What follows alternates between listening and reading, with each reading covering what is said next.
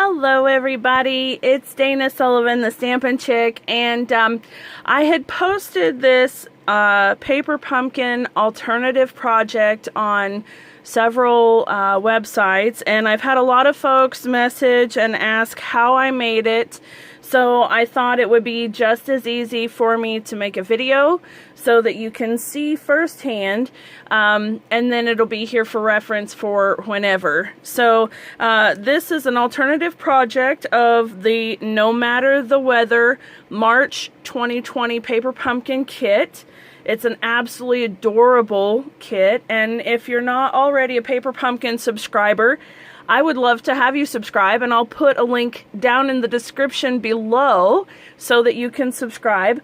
Now, the March kit is done and gone. Once a subscription month has passed, that kit is normally no longer available. So when you subscribe, you will subscribe to the following month kit. So if you subscribe by April 10th, you will get the April kit. Okay? All right, so for this box, here's what you're going to need. Let me set that off to the side. First thing you're going to need is a piece of Whisper White cardstock that measures 4 1/4 by 3 1/2, and then I've scored at the 1 inch mark on all 4 sides, so it ends up looking like this. So you'll score at 1 inch, 3 1/4 inches, and then 1 inch, 2 1/2 inches. Okay, and so that will give us our box base. And then from here, grab my bone folder, we'll burnish our lines.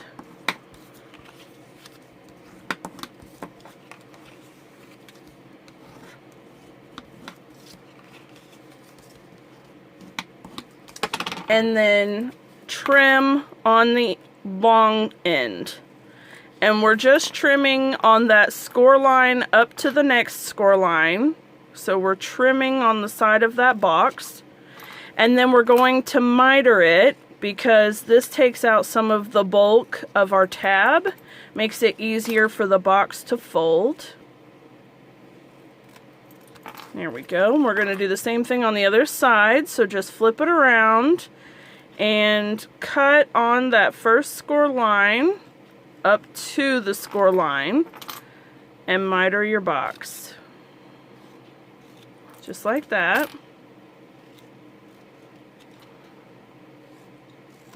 And now the base is done, and we're going to use liquid glue and just glue the tabs on all 4.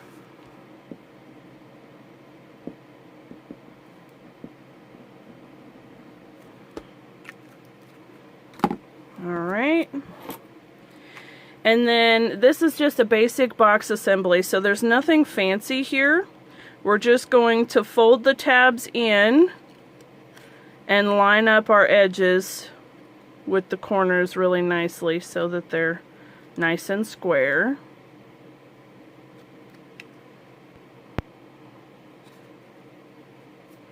And this is a really cute box. I didn't expect the response that I got from it though, and I'm really thrilled about that. I'm glad you all love it so much. It was kind of I don't know, I didn't have instructions for it. I had just made it. So I had to recreate the instructions so that I could remember how I did it and be able to share it with you. So, alright, so here is the base of the box, and this is what you're starting with. I mean, it's really quite simple. So when I take the candy out, you can see the box inside there.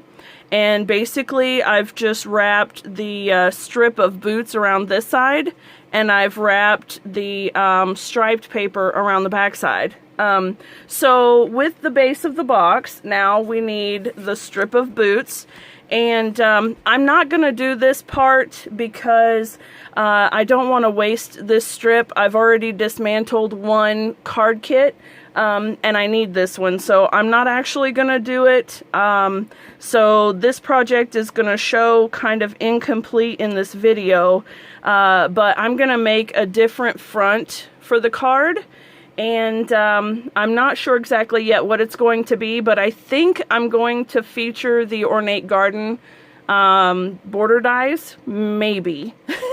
So I'll post a picture of that on my Facebook page, the Stampin' Chick Dana Sullivan, probably on Instagram and Pinterest, you know, the whole social media thing. So you can find me at hashtag the Stampin' Chick to see what I do there. But what I did for the box, if you have one that you're going to spare, is that I scored it at 7/8 of an inch and 3 1/8 of an inch. And basically, that's in between the blue boots and in between the coral boots. Okay, so I just scored right there, and it ends up, as you can see, lining up perfectly in the center of the box. So once you've scored, you're just going to wrap it around, and I just stuck liquid glue along the base here and a little bit across here to hold it on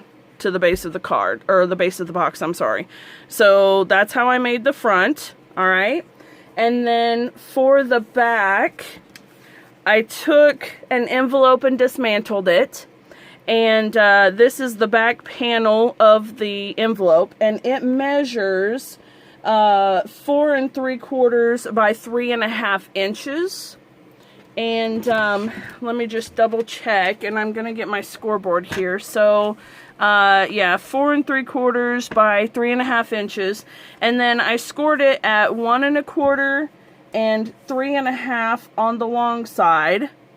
And then on the short side, I'm going to make, let me get this out of the way here. I'm going to make just a small little tick mark. So at the 1 inch mark here, and then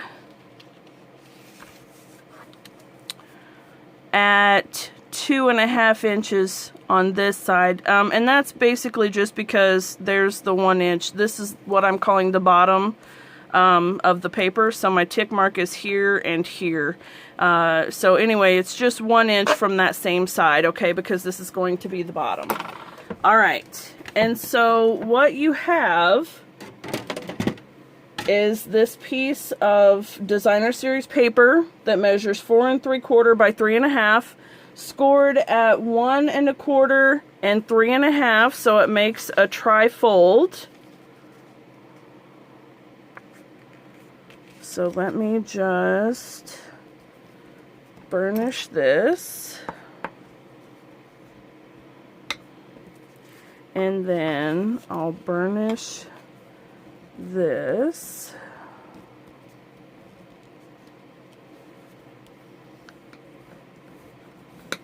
Okay, and then you have your little tri-fold piece here, and you have those little 1 inch tick marks.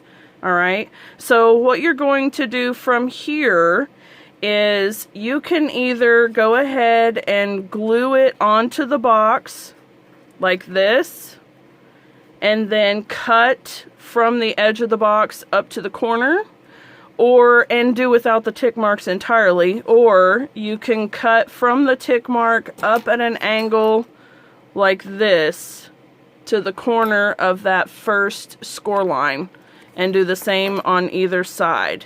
Okay, so that's what makes the angled back. So let me go ahead, and I'm actually going to use my little personal trimmer here. I think I am, if I can see. Here we go, that's better.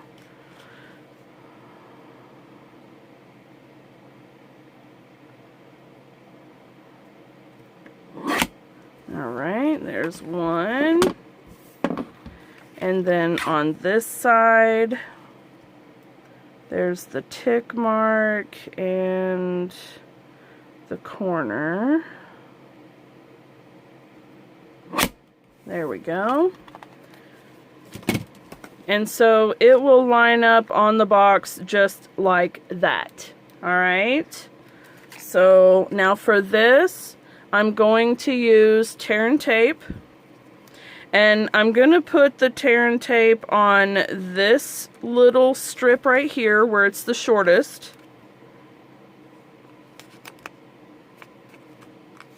And I'll put tear and tape across the bottom in the middle. You don't necessarily need it right here because you've already got this.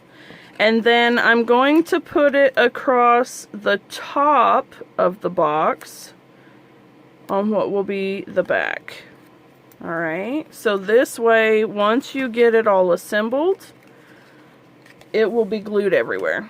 Alright, so take your pick and pull the backing off of the tear and tape. Like so.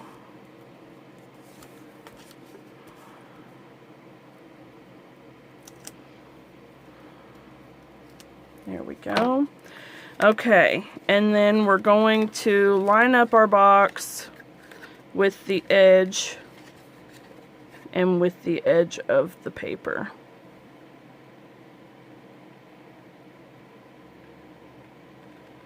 Just like that. And then here. And here. Alright, so now we have the back of our box, right? Okay, and so now you can see if I were to have the boots on, there is the basics of my box made, okay? Alright, and then I'm going to go ahead and stamp Let Love Grow. Actually, I'm not going to stamp that because depending on what I put here, honestly, I may put thanks or something like that. But what I will tell you is that if you can see down inside here, I've layered four Stampin' Dimensionals on top of each other, like this, just stacked them. And then I adhered it to the back of the tag, and then stuck it up at the top where it lines up just in that notch that the tag makes. And so it just sits on top of that little spot right there. And I found that 4 dimensionals was enough to make it pop out enough that it sits instead of making any weird bulges or anything like that. Alright? And then I've added the couple of hearts from the kit. This one I just glued on with liquid glue, and this one I put a dimensional and popped it up. And then I used our 3x6 gusseted cello bags with some jelly beans, and it fit perfectly. And then tied it with the baker's twine that came in the kit. Alright guys, so I hope that this helps. I hope that you make one for yourself, and I'm so glad that you enjoyed my project. And stay tuned on my Facebook page or social media platforms for what I do with this one now that I've got it started. So thank you guys so much for watching. Have a wonderful day. Bye for now.